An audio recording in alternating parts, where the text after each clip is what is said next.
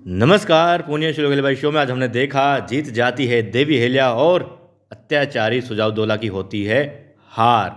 जी हाँ, देखिए देवी हेलिया को डकैत जीवा ग्राम में से लेकर के जाता है जंगल की तरफ और एक पेड़ के नीचे खड़ा कर देता है जहाँ पर डकैत भी होते हैं, उसके सभी साथी होते हैं और ग्रामवासी भी होते हैं। ग्रामवासी क्यों होते हैं? ताकि जीवा चाहता है ताकि वो लोग देखें देवी हेलिया का क्या हश्ल करता है वो, और मालवा में होलकरों का नाम अब मिट्टी में मिल चुका है ये बताना चाहता है। मगर ऐसा नहीं होता। जैसे ही जीवा अपने साथी को आदेश देता है कि देवी हिला का सर काट दो, तो संता आगे बढ़ता है और क्या होता है फिर देवी हिला की रस्सियाँ जो कि ढीली थी, देवी हिला अपना हाथ उस रस्सी से आज़ाद कर देती है और वो डकैत बेचारा मुंह के बल गिरता है। देवी हिला उसी के हथियार से उसे मौत के घाट उतार देती है और फिर एक एक करके सारे डकैतों को देवी लहम मार देती है। और अब वहाँ पर गोदा काकी भी आ जाती है। क्यों? क्योंकि देवी लहम ने उसे बचा लिया था। जैसे ही वो डकैत का आदमी उसे मारना चाहता था तो देवी लहम ने अपने खंजर से उस डकैत का काम तमाम कर दिया और हाथ जोड़ के खड़ी हो जाती है। गोदा काकी कहती है कि विश्वासघात के इस काकी ने बहुत नुकसान पहुंचाया, मौत की कगार पर ला दिया, मगर देवी हिल्या आपने फिर भी इस अधर्मी काकी की जान बचाई है, आपका ऋण कैसे चुकाऊं? तब दुल्हा कहती है कि अभी इस सब का समय नहीं है, इस बारे में बात बाद में होती रहेगी, अभी इस डकैत से निपटना है। तब वो कहती है कि जोश से काम मत लीजिए, होश में रहिए, मैं आपकी रस्सी बांध देती हूँ दोबारा से, मगर ढीली बांधूंगी ताकि जब आपको मौका लगे आप तुरंत अपने आप को आज़ाद करके वार कर सकें। अब ये सब फ्लैशबैक में चल रहा होता है। वहाँ पर देवी हिल्या मार रही होती है कि करके सब डकैतों को, और अब काकी भी आ जाती है। जीवा देख करके हैरान रह जाता है कि गोदा तो जिंदा है। अब जैसे ही पीछे से वार करता है ये जीवा डकैत, तो वो काकी बीच में आ जाती है और देवी हिले को अपने प्राणों की आहुति दे करके बचा लेती है। अब देवी हिले ने जीवा को भी मौत के घाट उतार दिया। जीवा एक कुल्हाड़ी फेंक करके मारता है जो कि छलनी कर देती है इस काकी को, मगर देवी हिले के हाथ में दो कुल्हाड़ी होती है, दोनों फेंक करके मारती है और जीवा का देविला अंत कर देती है। और यहाँ पर ग्रामवासियों के दिल में अब खुशी आ जाती है कि हाँ देवी ने बचा लिया उनको, और वहाँ अपने आप को बंधन मुक्त कर लेते हैं तुकोजी होलकर, और जितने भी वहाँ पर षड्यंत्रकारी थे, धोखेबाज थे, दुश्मन थे, उन सब का अंत कर देते हैं और देवी अहिल्या के पास पहुँच जाते हैं। क्या देखते हैं कि देवी अहिल्या ने सभी डकैतों को मार गिराया था और फिर देवी अहिल्या उस काकी को संभालने के लिए कहती एक सैनिक से, और फिर आगे बढ़ जाती हैं और दिखाते हैं आमना सामना हो जाता है सुजाउद्दौला, जहान खान, देवी अहिल्या और तुकोजी का।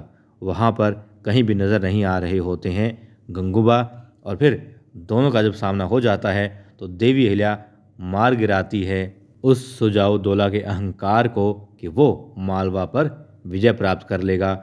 नारी कुछ भी नहीं है, लेकिन उसने देख लिया कि देवी अहिल्या की तलवार उसकी गर्दन पर होती है और वो घुटने के बल नज़रें नीचे किए हुए होता है, मगर देवी अहिल्या उसे जीवन दान देती है। हालांकि देना नहीं चाहिए था, हम सबको यही लग रहा है, मगर देवी अहिल्या ने उसे जीवन दान दे दिया। वो कहती मारूंगी नहीं, क्योंकि वो चाहती हैं कि पूरा मालवा की जनता ये देखे कि सुजाउद्दौला जो इतना अहंकारी है, इतना भयभीत कर रहा था लोगों को, वो होलकरों के सामने क्या औकात रखता है, क्या बिसात रखता है।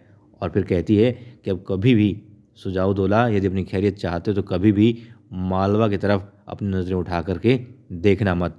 अब बेचारा मुंह लटकाए अपने साथी जहान खान के साथ वहाँ से चला जाता है, मगर मन ही मन कर रहा होता है कि देवी अहिल्या फिर बदला लूँगा। और अब दिखाते हैं जहान खान उसके हाथ लगाता है तो कांप जाता है, डर जाता है, सिहर जाता है।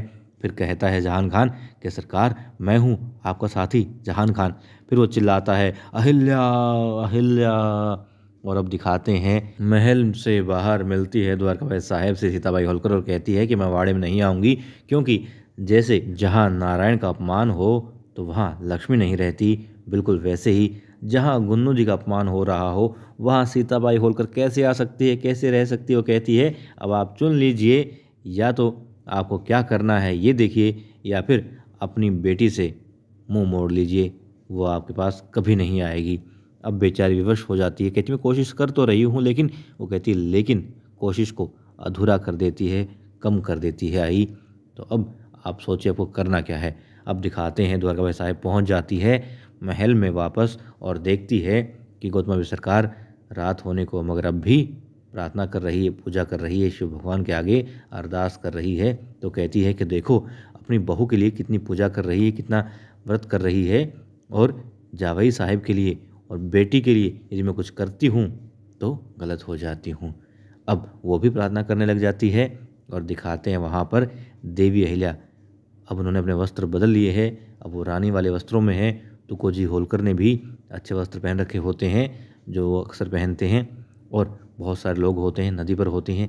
अब देवी अहिल्या जिन सैनिकों ने वहाँ पर वीरगति प्राप्त की उस युद्ध में, उनको श्रद्धांजलि दे रही होती है, उनकी अस्थियाँ विसर्जित कर रही होती है। तुकोजी से कहती है कि इस गांव के लोगों को या आसपास के जितने भी गांव हैं जहां लोगों ने अपनी मतलब कि इस युद्ध में शहादत पाई है या फिर जो भी नुकसान हुआ है वो सारा मालवा भरेगा, बच्चों की शिक्षा, बच्चों का विवाह या जो भी सब मालवा करेगा। और तुकोजी कहते हैं बहुत अच्छा अहिल्या, बहुत खूब, ऐसा ही होगा। और अब देवी अहिल्या वहाँ पर जो महिलाएं थी रो रही होती हैं, पुरुष जो होते हैं उनको समझाती है कि देश क्या है, मातृभूमि क्या है और इंसान क्या कुछ कर सकता है। फिर वो लोग कहते हैं कि आपने तो रानी से बढ़कर एक माँ की तरह हमारी सेवा की है, हमारे लिए अपनी जान जोखिम में डाली, हमारी रक्षा की है, आप महान हैं। फिर देवी अहिल्या के वो लोग जयकारे लगाते हैं, जय हो देवी अहिल्या, जय हो रानी देवी अहिल्या, जय हो रानी देवी अहिल्या। और फिर देवी अहिल्या वहाँ से महल के लिए प्रस्थान करने के लिए आगे बढ़ जाती है और पूछती है कि गंगूबा की क्या खबर है। अब तुकोजी बताते हैं कि गंगूबा खतरे से बाहर हैं और पास ही के गांव में हैं, वहाँ के वैद्य जी उनका इलाज कर रहे हैं। और अब ये खबर पहुंच जाती है महल में भी। जी हाँ, गौतम साहब रात हो चुकी होती है मगर अब भी मंदिर में होती हैं। अब हरकुबाई आती हैं, कहती हैं कि आपने पूरे दिन भर से कुछ नहीं खाया है और अब तो कुछ खा लीजिए। वो कहती नहीं, जब तक अहिल्या की खबर नहीं आती। तभी वो कहती है कि खबर भी आ जाएगी, यकीनन वो विजय प्राप्त करेगी। तभी एक सैनिक आता है और बताता है कि रानी साहब देवी अहिल्या ने विजय प्राप्त कर ली है सुजाउदौला में, वो जीत गई हैं और बिल्कुल ठीक हैं। हरकुबाई पूछती हैं तुकोजी और गंगूबा के बारे में, तो कहते हैं कि तुकोजी ठीक है, गंगूबा घायल हो गए हैं मगर खतरे से बाहर हैं, वो 1-2 दिन में आएंगे और देवी अहिल्या कल सुबह तक आ जाएगी। और ये सारी बातें नटखट प्यारी सी बच्ची मुक्ताबाई भी सुन लेती है और बहुत खुश हो जाती है।